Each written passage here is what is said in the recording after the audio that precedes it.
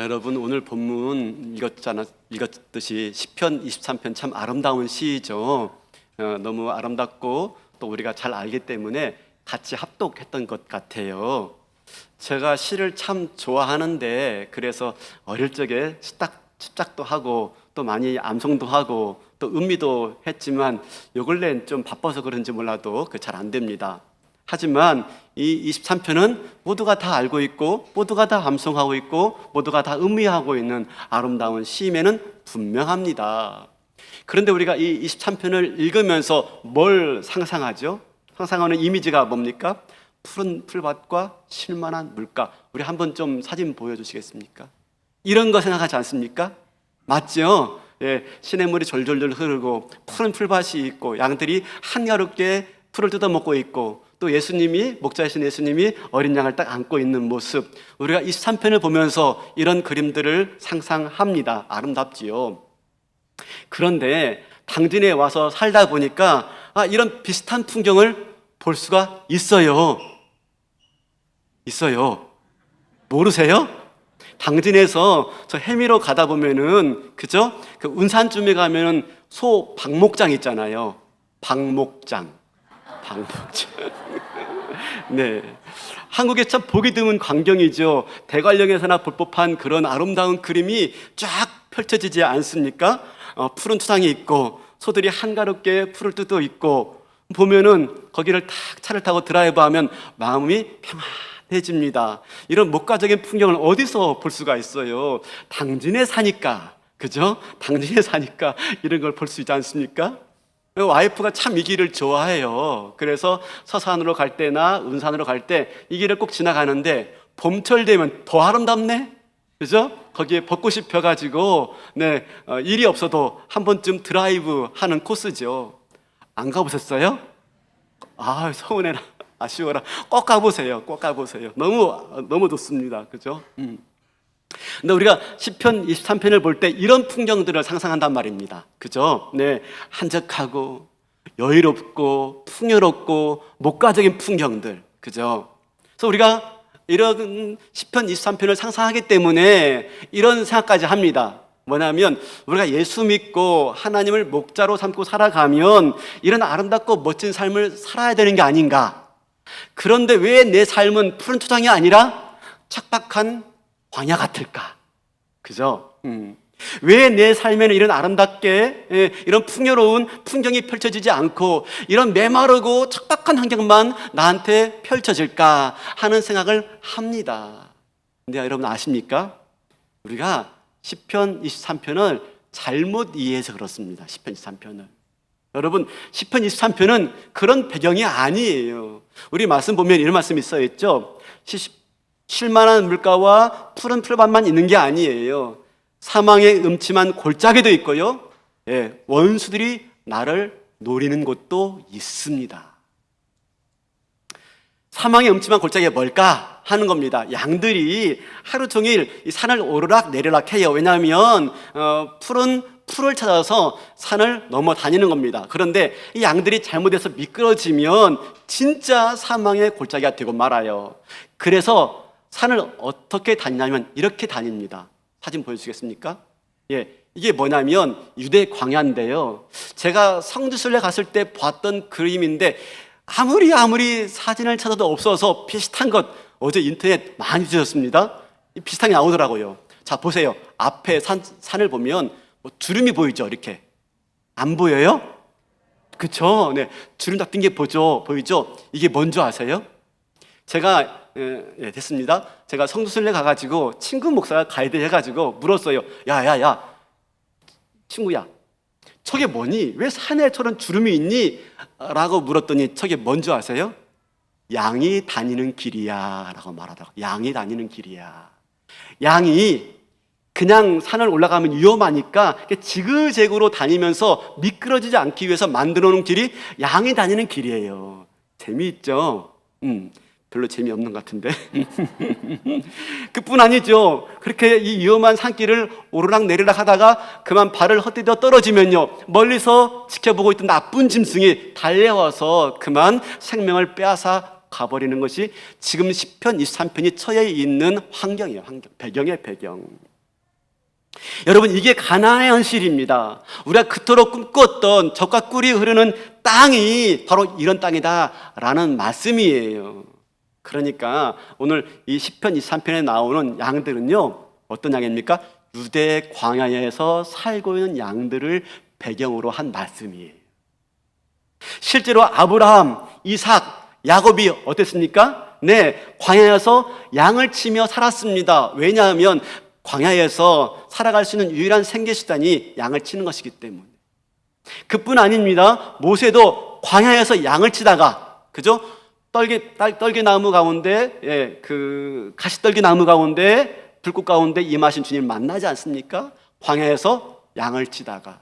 그뿐입니까? 다윗도 마찬가지예요. 다윗도 어린 목동 시절에 베들레헴 근처에서 양을 쳤더라 그러는데, 여러분 아십니까? 베들레헴도 바로 광야 지역에 위치해 있고요. 베들레헴 조금만 나가면 다 광야예요, 광야. 광야에서 지금 양을 치고 있고, 광야에 있는 양들이 오늘 20편, 23편의 배경이다라는 말입니다. 그런 우리가 첫 번째 그림에 보았던 푸른 초장과 그런 쉴만한 문가 아니라는 얘기죠. 그런데 우리는 이 시편 23편을 보면서 뭘 꿈꾼다고요? 푸른 초원과 쉴만한 물가, 안전한 울타리 때문에 나쁜 짐승 얼씬도 하지 못하고 꼴을 찾아가지고 하루 종일 이산저산 헤매지도 않는, 그냥 고개만 돌리면 신선한 꼴이 있는 그런 곳을 우리가 상상하고 있는 거죠. 근데 여러분, 한번 생각해 보세요. 그런 곳에 있는 양들에게는요, 목자가 필요할까요? 필요하지 않을까요? 필요하지 않아요. 왜? 언제나 울타리가 지켜주고 있고, 언제나 풍성한 꼴이 있기 때문에 목자가 필요 없어요. 실제로 이 해미 목장에 가보면요, 여러분, 제가 수없이 그 길을 왔다 갔다 했지만 소들은 보이지만 그 소를 지켜보고 있는 사람들이 옆에 있는 걸 보셨어요? 저는 한 번도 못 봤어요. 그죠? 소들은 한가로에 풀을 뜨는 걸 제가 봤어요. 근데 그 소들을 지키기 위해서 옆에 사람이 서 있는 것을 제가 한 번도 본 적이 없어요. 본 적 있으세요? 없죠. 왜? 가끔 들다 볼 뿐입니다. 가끔. 왜? 그래도 되는 곳이니까. 근데 혹시 우리가 신앙 인생을 꿈꾸면서 신앙생활을 하면서 그런 걸 꿈꾸지 않습니까? 여호와는 내게 목자시니 부족함이 없으려다가 아니라 여호와 목자가 없어도 내게 부족함이 없으리로다를 꿈꾸고 있지 않습니까? 이건 명확히 달라요. 여호와는 내게 목자시니 내게 부족함이 없으리로다가 아니죠. 뭘 꿈꾼다고요? 여호와 목자 없어도 내게 부족함이 없으리로다. 그걸 꿈꾸니까 우리가 시편 23편을 보면서 그런 푸른 초장과 쉴만한 물가를 상상하고 있는 것입니다. 여러분, 그러나 그게 아니죠. 이스라엘 백성들이 왜 가나안에 들어가서 실패한 줄 아십니까? 실패한 이유가 뭔지 아십니까? 지지난주에 성공인가 승리인가 라는 제목으로 말씀을 나눴죠. 이스라엘 백성들은요, 가나안에 들어가서 뭘 꿈꿨습니까? 성공을 꿈꿨어, 성공을. 그런데 중요한 건 뭡니까? 성공이 아니라 승리하는 거잖아요. 이스라엘 백성들이 마침내 역경을 이기고 가나안 땅에 들어갔어요. 성공한 거죠. 근데 정작 가나안 땅에 들어가서는요, 실패하고 말았어요. 승리하지 못한 것이죠. 그 결과 가나안에서 쫓겨나 버리고 말았어요. 고작 몇 년 동안 가나안에 산 줄 아십니까? 여러분, 제가 어제 말씀을 준비하다가 셈을 좀 해봤어요. 제가 원래 숫자에 굉장히 약합니다. 진짜 약합니다. 그래서 아예 셈 같은 건 꿈꾸지도 않습니다. 근데 어제 말씀 준비하는데 궁금한 거예요. 어라? 이거 봐라? 생각이 들어서 한번 해봤어요. 여러분, 그 이스라엘 백성들이 아브라함 때 가나안에 들어왔다가 정착하지 못하고 야곱 때 완전히 애굽으로 내려와서 살죠. 그래서 가나안에 살지 못하고 애굽에서 살았던 시간이 몇 년이었죠? 430년. 그죠? 그리고 겨우 출애굽해가지고 광야에서 산 시간이 몇 년이었죠? 40년. 도합 470년. 맞죠? 예, 길어봤자 470년? 예, 한 500년? 470년. 그리고 나서 광야에서 마침내 여호수아를 통해서 가나안에 들어갑니다. 가나안 정복 정쟁한 시기가 BC 12세기, 13세기예요. 그리고 마침내 북이스라엘이 아수르에 의해서 멸망한 때가 BC 720년입니다. 남유다 왕국이 바벨론에 의해서 멸망한 때가 BC 586년입니다. 586 하면 됩니다. 386, 486, 586 하면 이해됩니다. 네, 586입니다. 586. 그럼 여러분 계산해 보세요. BC 600년 잡고요. 네, 마지막 멸망한 시간이 600년 잡고 고작 몇 년 동안 가나안 땅에 살았습니까? 많이 잡았자 600에서 700년이에요. 그렇죠? 많이 잡아봤자 이스라엘 백성들이 여호수아 정복 전쟁을 통해서 가나안에 들어가서 산 시간이 몇 년이에요? 600년이 700년이에요. 고작 600년, 700년 살려고 그 고생했습니까? 470년 동안 애굽에서 광야에서 헤맸는데 그리고 나서 가나안 땅에 들어갔으면 오래오래 살아야죠. 오래오래. 몇 년 살았다고요? 600년, 700년. 별로 차이가 안 나요. 500년에서 600년, 700년. 별 차이가 안 나요. 왜 그러고 말았어요? 그 이유가 뭐죠? 가나안에 들어가서 이들은 성공을 꿈꿨던 것입니다. 승리를 위해 살지 않고 성공을 꿈꿨던 것입니다. 번영을 추구했어요. 그래서 가나안에 있는 풍요의 신, 곡식의 신인 바알을 섬기고 말았어요.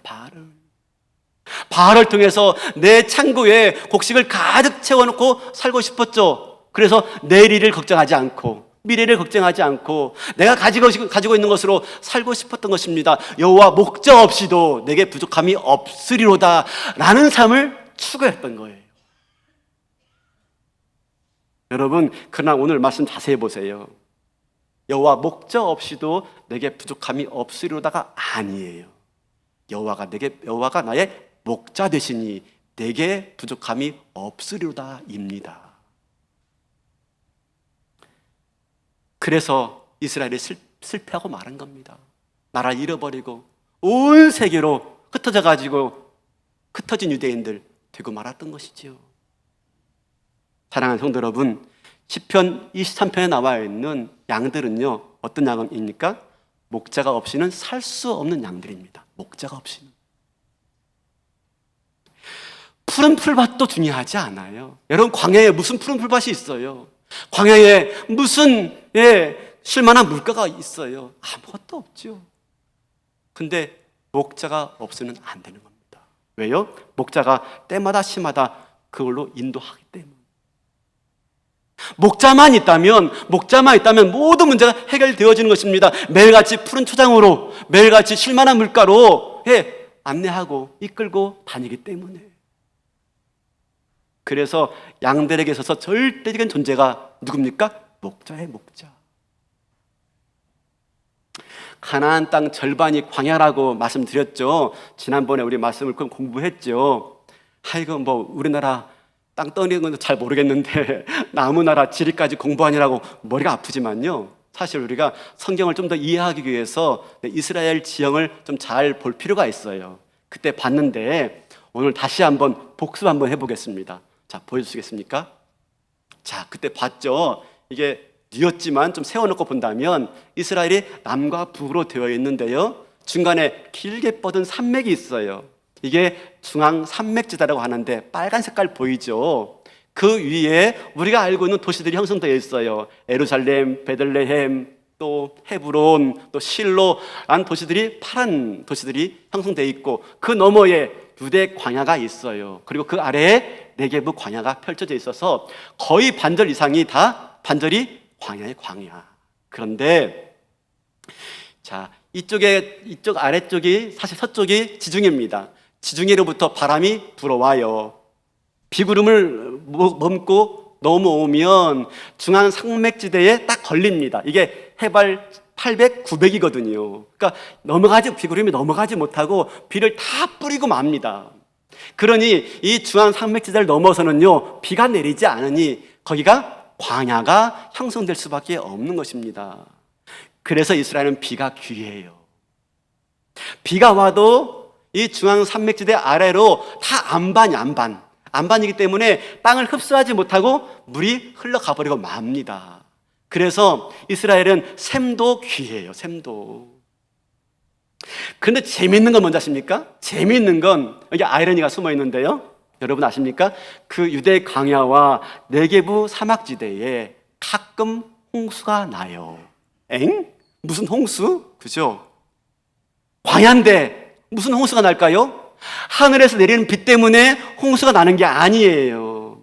예루살렘이나 베들레헴이나 이 중앙 산맥지대에 위치한 도시에 비가 내리면 이 비가 땅속으로 흡수하지 못하고 안반 때문에 흘러가 버리고 맙니다. 마침내 어디로요? 유대 광야로, 네게부 광야로 흘러내려가 버리고 말아요. 그래서 유대 광야에 강이 생깁니다. 무슨 광야에 강이 있어요? 여러분, 이스라엘의 강은 요단강 하나만 있는 게 아니에요. 강들이 여러 있습니다. 근데 이 강들은요, 어떻습니까? 평상시엔 강이 아니에요. 중앙 산맥지대에 내렸던 비가 흘러내려와서 생기는 강이에요. 이런 강을 뭐라고 말해요? 평상시엔 강이 아니었다가 강이 되는 것을 뭐라고 하죠? 와디라고 해요. 와디. 기억나시죠? 고등학교 때 지리 시간에 배웠습니다. 와디라고 해요. 와디. 안 배웠어요? 아이 진짜 서면 안 돼. 네, 와디라고 해요. 와디. 건천. 자, 보여주시겠습니까? 이렇죠. 평상시에는 말라 있어요. 그러면 두 번째, 이런 곳으로 사람들이 다니는 길이 됩니다. 길이. 그러다가 비가 오면요, 여기는 비가 오지 않지만 비가 오기 시작하면요, 이렇게 예루살렘, 베들레헴부터 흘러내려온 물이 모여서 물질이 이루어서 마침내 이렇게 강이 되어지는 겁니다. 이게 와디예요. 와디. 여러분, 광야는요 척박한 곳이죠. 비가 오지 않으니까, 절대적으로 비가 없기 때문에 물이 부족한 지역이에요. 근데 광야에 생물들이 살아요. 어떻게 살아요? 와디 때문에 살아요. 와디 때문에. 중앙 산맥지대에 흘러내려온 빗물이 흘러서 광야가 홍수가 나요. 홍수가. 하늘에 내리는 비로는 택도 없습니다. 근데 생각지도 않게 엉뚱한 데서 물이 흘러내려와서 광야를 적시는 거죠. 그래서 광야에 나무가 자라는데, 그 광야에 자라는 나무가 시띠나무예요. 시띠나무. 와디 주변에 잘 자라는 나무인데요, 이 시띠나무는 어떠냐면 와디 주변에 뿌리를 깊이 내리고 있어요. 근데 아세요 여러분? 이 와디 주변에는 땅속 깊은 곳에 상당한 양의 물이 저장되어 있습니다. 홍수 때 내려왔던 그 물이요 다 흘러가지 않고 그 밑에 저장되어 있는 거예요. 그래서 이 와디 주변에 심겨진 이 나무들이요 그 땅속 깊이 있는 이런 상당한 양의 물을 통해서 살아가는 거예요. 시편 1편에 이런 말씀이 써 있죠. 시냇가에 심은 나무는 철을 따라 열매를 막 맺고, 그렇죠? 잎사귀가 마르지 아니한 같으니 행사가 다 형통하리로다. 시냇가에 심은 나무가 바로 이걸 말을 하고 있는 겁니다. 시냇가에 심겨졌기 때문에요, 비가 오잖아 말랐는데도 그 밑에 물줄기가 흐르고 있으니까, 상당한 양의 물이 저장되어 있으니까 그 나무가 자라나는 거예요. 이렇게 이스라엘을 알고 말씀 보면 이해가 되죠. 확 이해가 되어지죠. 가야 돼. 한번 가야 돼. 우리 못 갔는데 한번 꼭 갔다 와 봐야 돼.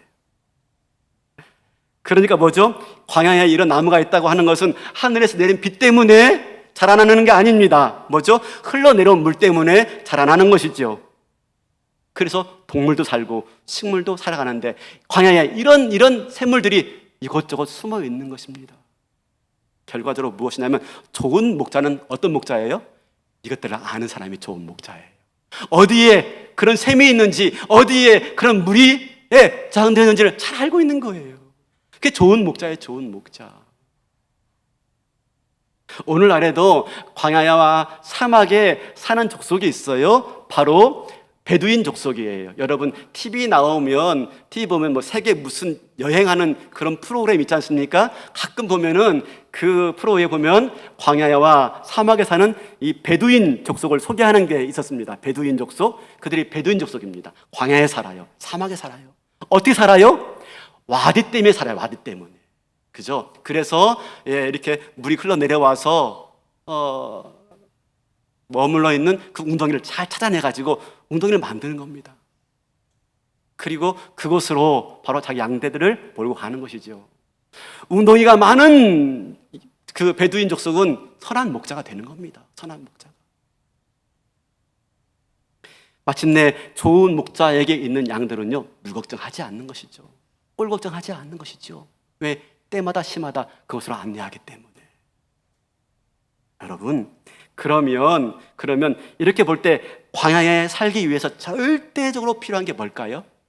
광야에 살기 위해서 절대적으로 필요한 게 뭘까요? 푸른 초장이요? 쉴만한 물가요? 아니요. 광야에 그런 게 없다니까요. 근데 절대적으로 필요한 존재가 있어요. 그게 누구죠? 목자. 선한 목자. 어디에 샘이 있으며 어디에 가야 물웅덩이가 있는지를 아는 이 목자가 절대적으로 필요한 겁니다. 여기서 우리가 한 가지 꼭 알아야 할 게 있어요. 그건 뭐냐면 광야를 살리는 것은 하늘에서 내리는 빗물 때문에 사는 게 아니라 흘러내려온 빗물 때문에 사는 겁니다. 예루살렘과 헤브론에 내렸던 비로 인해서 엉뚱하게 광야가 살아나는 거예요. 거기서 내린 비가 흘러 내려와서 마침내 이 광야에, 그죠? 네, 땅속으로 흘러내려오는 생수의 강이 되어지고 있기 때문에. 비는 예루살렘에 내렸는데 혜택을 받는 곳은 광야의 광야. 왜요? 안반으로 되어 있기 때문에 집안이. 하나님이 예루살렘에 베들레헴에 비를 내려주어도 예루살렘과 베들레헴은 그걸 자기 것으로 삼아내지 못해요. 그냥 흘러보내고 마는 거예요. 반면에 광야는요, 비가 내리지 않아요. 그 대신에 광야는 다른 것으로부터 흘러내려온 물로 살아가는 거예요. 이게 광야예요, 광야.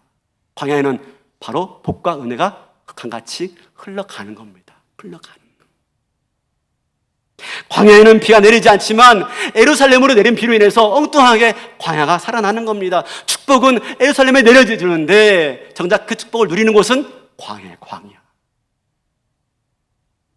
아무리 하나님이 풍족하게 비를 내려주셔도 그걸 내 것으로 만들지 못하면 아무 소용없어요. 그것이 나에게 스며들어와서 내 것이 되지 못하면 그 은혜와 축복은 아무 소용없어요. 하나님이 은혜를 부어주십니다. 근데 그 은혜와 축복을요, 내 것으로 삼아야 돼요. 그러지 못하면 아무 소용없어요. 흘러가는 거. 똑같은 말씀을 들어도요, 은혜 받은 사람 따로 있는 것입니다. 그렇지 못하면요, 완악한 마음이면 안반처럼 물이 흘러나가 버리고 말아요. 반대로요, 그러나 내 삶이 광야 같다 할지라도요, 아무리 척박하다 할지라도 내 인생에 하나님의 충분한 은혜와 충분한 복이 내리지 않는다 할지라도, 하나님의 은혜가 강같이 부어지지 않는다 할지라도, 그죠? 하나님 우리를 긍휼하게 주셔서 내가 전혀 기대하지 않는 방식으로 하나님의 복과 은혜가 흘러 들어오는 겁니다. 사랑하는 성도 여러분, 하나님이 복과 은혜를 주는 방식이 하나만 있는 게 아니에요. 하늘문을 열고 복과 은혜를 쏘아 부어 주시는 것만이 여러분 다가 아니에요. 어떻게? 네, 다른 사람에게 내려진 복과 은혜가 그 사람이 받지 못해. 그러니까 흘러내려와서 나한테 머물러 나를 복되게 하는 게 하나님의 은혜와 복의 방식인 겁니다. 사실 얼마 전에 제가 노예일로, 아까도 잠깐 광고 드렸는데 저희 노예일로 좀 어려움을 좀 당했어요. 곤혹스러운 일을 당했는데, 목회를 하면서도 그런 어려움 당하는 건 참 예상치 못했는데, 근데 제가 좀 도움 받으려고 저희 형님께 전화를 드렸어요. 저희 형님이 장로로 출석하는 그 교회 담임 목사님이 조금 그 문제를 해결할 수 있는, 도움을 줄 수 있는 분 같아서 제가 형님께 전화를 드렸어요. 차초 지정을 설명하니까 형님이 노발대발 하는 겁니다. 그러면서 누구든지 박 목사 해롭게 하면 가만두지 않겠어? 내가 애들을 풀어버릴 거야? 형님 장로님입니다. 장로님이 그런 말을. 형님은 아직도 제가 막둥이인 줄 알아봐요. 막둥이. 7남매 제가 막둥이거든요. 그러니까 우리 막둥이 해롭게 하면 가만두지 않겠어? 라고 하는 것이죠. 그래서 제가 형님 그게 아니고 잘 설명해 드리고요, 진정시켜 드렸습니다. 전화를 끊고 한 이틀쯤 있다가 다시 전화가 왔어요. 야, 박 목사, 근데 말이야, 내가 좀 흥분을 가라앉히고 생각해 보니까 그게 아닌 것 같더라. 뭐 애들 풀어버린다는 말은 농담이고 야, 박 목사, 그러지 말고 그 사람 위해서 기도해 주자.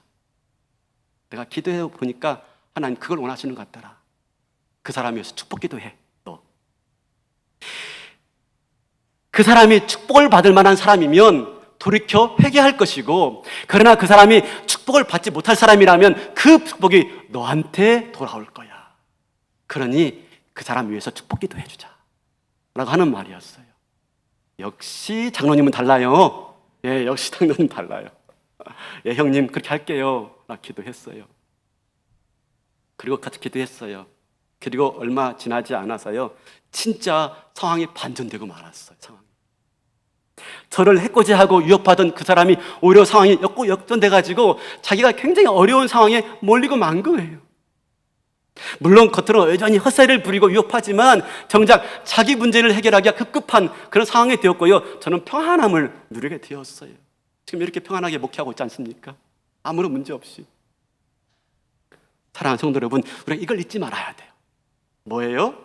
여러분, 우리에게 하나님이 복과 은혜를 쏟아부어 주시는 것만이 아니라니까요. 뭐라고요? 네, 하나님 복과 은혜를 흘러 들어오게도 하시는 분이십니다. 이걸 믿으시길 바라겠습니다. 그러면 뭐죠?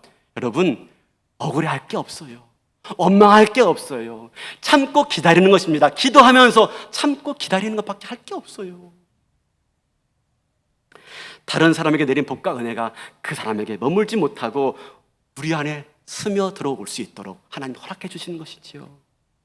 그러니까 왜 나한테 복과 은혜가 없냐고 원망하지 마세요. 왜 하나님께서 나에게 복과 은혜를 부어주지 않느냐고 여러분 불평하지 마세요. 하나님이 때로는 직접 부어주시기도 하시지만 다른 사람을 통해서 나한테 흘러 들어오는 겁니다. 나한테. 집사님, 내가 이거 만들었는데 한번 먹어봐. 집사님, 당한 문제가 참 가슴 아픈데 나도 그거 알아. 내가 기도해 줄게. 함께 기도해 주니까 힘과 용기가 나가지고 내 삶에 하나님 위로가 임하고 능력이 임하고 다른 사람을 통해서 복과 은혜가 부어지는 거, 흘러 들어오는 거예요. 사랑하는 성도 여러분, 결국 나한테 필요한 복과 은혜는 어떤 방법으로든지 하나님이 허락할 줄로 믿습니다. 부어주시든지 안 그러면 흘러들어오게 하시든지. 그래서 우리 삶이 광야 같지만 조가 꿀이 흐르는 삶이 되어지는 겁니다. 마침내 이렇게 고백하는 거죠. 여호와는 나의 목자시니 내게 부족함이 없으리로다. 광야에 풀이 어디 있습니까? 아니, 광야에 물이 어디 있어요? 목자가 우리를 푸른 풀밭으로 쉴만한 물가로 인도하시는 것이지요. 우리는 예수 믿으면서 이런 꿈을 꿨다고 그랬죠. 저 푸른 초원 위에 그림 같은 집을 짓고 사랑하는 님과 함께 한평생. 근데 여러분, 왜 내 삶은 일어나고요? 여러분, 나만 그런 거 아니에요. 다 그래요, 다. 여기 있는 분 다 힘들고 어려워요. 다 광야 살고 있는 것입니다. 나만 광야에 있는 거 아니에요. 중요한 것은 내가 광야에 있느냐, 가난했느냐가 아니에요. 중요한 것은 내게 선한 목자가 있느냐, 없느냐 하는 것입니다. 여호와가 나의 목자가 되시느냐, 그렇지 않느냐 하는 것이지, 내가 가난해 있느냐, 내가 광야에 있느냐 하는 게 중요한 게 아니에요. 저와 여러분의 삶 가운데 여호와가 나의 목자가 되신다면 저와 여러분은 가난에 있는 줄로 믿습니다. 가난. 젖과 꿀이 흐르는 삶을 살게 될 줄로 믿습니다.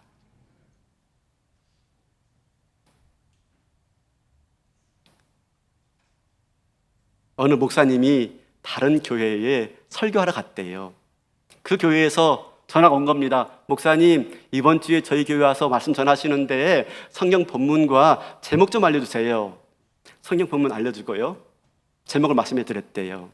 여호와는 나의 목자시니 라고 말씀하신 거예요. 오늘 우리 교회 설교도 여호와는 나의 목자시니네요. 그죠? 여호와는 나의 목자시니 라고 말하니까 사무직원이 다시 물어요. 목사님, 그게 다입니까? 목사님 말씀했어요. 그것으로 충분합니다.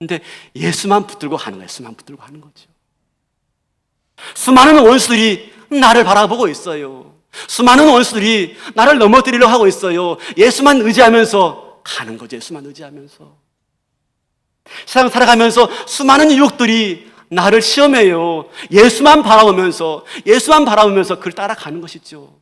마침내 선한 목자이신 예수님이 내 인생을 푸른 초장과 쉴만한 물가로 인도할 거예요. 그래서 하루 마치고 잠자리에 들었을 때 이렇게 고백하는 거죠. 여호와가 나의 목자가 되어 주어서 내가 부족함이 없으리로다. 여러분, 푸른 초장 때문에 부족함이 없는 게 아니에요. 쉴만한 물가 때문에 부족함이 없는 게 아니에요. 여호와가 나의 목자가 되시니까. 하루 끝나고 오늘 하루도 여호와가 나의 목자가 되어주셔서 부족함이 없었습니다. 고백할 수 있는 저와 여러분의 매일매일 될 수 있길 바라겠습니다. 더 나가서 한평생 그렇게 살다가 우리 코끝에 호흡이 멈추는 날 우리 후손들 앞에서 이렇게 고백하는 저와 여러분 되었으면 좋겠습니다. 여호와가 매 순간순간 나의 목자가 되어주어서 얘들아, 내 한평생은 정말 부족함이 없었어 라고 고백하면서 승리의 영광으로 주를 배우는 날이 될 때까지 믿음으로 승리하시는 저와 여러분 되시기를 주님의 이름으로 축원합니다. 다 일어나시겠습니다.